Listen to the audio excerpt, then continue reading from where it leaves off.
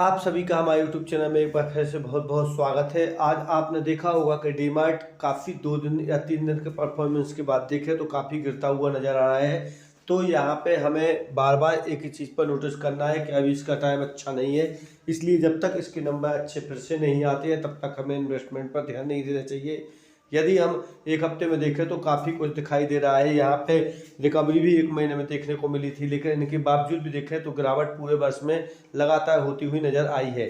यहाँ हमें हर पॉइंट को नोटिस करना है। कई बार वो नीचे गया था, लेकिन पर नोट करने की जरूरत है यह लगातार ऊपर आने का प्रयास करता है और बार बार टॉप बनाता हुआ नजर आता है। तो क्या अब यह ऊपर जाएगा, यह बड़ा प्रश्न उठता है।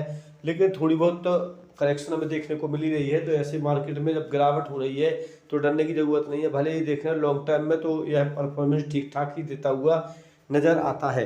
तो हमें इस तथ्य पर भी ध्यान देना चाहिए और नजरिए के अनुसार इस शेयर को बिल्कुल भी नहीं बेचना चाहिए।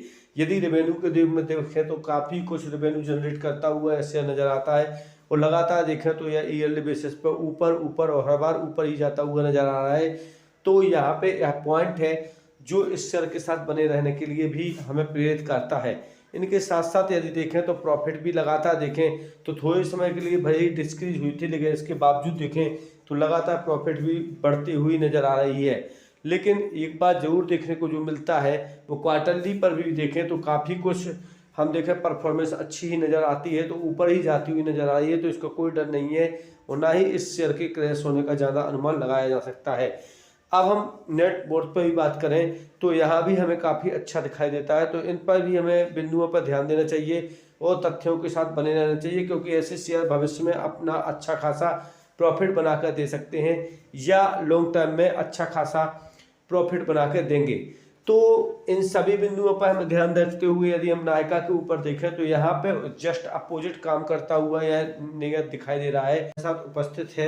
तो निश्चित तौर पर हमें इस शेयर के साथ रिस्क ज़्यादा नहीं लेनी चाहिए और बेचना बिल्कुल भी नहीं चाहिए। फिर भी हम कहें तो इसके साथ होल्डिंग रखनी चाहिए, क्योंकि गिरावट हो रही थी लेकिन रिकवरी भी अभी देखने को मिली है 1 महीने में, इसलिए हम इसके साथ अभी बने रहेंगे जब तक कि इसके क्वार्टरली नंबर नहीं आ जाते हैं।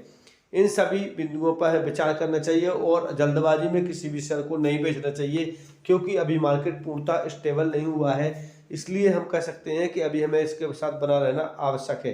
वहीं अवंती फूड्स के बारे में बात करें तो अवंती फीड्स भी काफ़ी कुछ अच्छा परफॉर्म करता हुआ नज़र आया था, लेकिन अभी देखें तो आज के दिन काफ़ी कुछ गिरता हुआ भी नज़र आया। तो इन बिंदुओं पर ध्यान देना चाहिए। लेकिन पहले के मुकाबले यदि देखें तो काफ़ी कम गिरावट इनमें देखने को मिल रही है। तो हम ये अनुमान लगा सकते हैं कि कुछ समय के अंतर्गत इसका ऊपर जाने का अपसाइड दिखाई दे रहा है। लेकिन भले ही बात करें पूरे वर्ष में यह काफ़ी पिटता हुआ नजर आया है। तो इस स्थिति को भी हमें ध्यान देना चाहिए, क्योंकि ऐसे मौके बहुत ही कम मिलते हैं कि पूरा का पूरा मार्केट ही देखें नीचे तरफ जाता हुआ नजर आए। यह रेवेन्यू देखें तो पहले बढ़ता हुआ आया था, लेकिन इनके बावजूद देखें तो अभी 2022 में इसका रेवेन्यू कम होता हुआ नजर आया था, जिसके कारण यह गिरावट देखने को मिली थी। इसके बाद प्रॉफिट में भी देख रहे होंगे कि जहां 2020-21 के पास देखने को आपको काफ़ी कुछ मिला था, अब वो लगातार कम होता हुआ नजर आया है। या ईयरली बेसिस पे भी देखें तो इसका जो नेट प्रॉफिट है वो कम होता हुआ नजर आया है, जिनके कारण भी ऐसे नीचे की तरफ ट्रेड करता हुआ आपको नजर आ रहा है। लेकिन अगर हम देखें तो नेट बोर्ड की बात करें तो लगातार इसमें बढ़ती हुई नजर आई है। तो इन बिंदुओं पर भी हमें ध्यान देना चाहिए।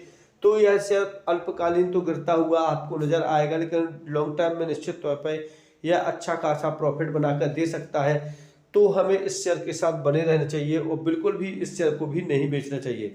वहीं रोशनी बायोटेक के बारे में बात करें तो यहाँ काफ़ी कुछ यदि आप देखें तो बिल्कुल जस्ट अपोजिट देखने को मेंशन दिखाई देता है, क्योंकि यह शेयर काफ़ी कुछ समय से गिरता हुआ नजर आ रहा है और लगभग 727 पर दिखाई दे रहा है। पूरे साल में ही देखें तो काफ़ी कुछ गिरावट देखने को मिली है। आज के दिन भी इसमें करीब 2% के करीब यह गिरावट हुई थी, लेकिन थोड़ी बहुत रिकवरी भी देखने को मिली थी।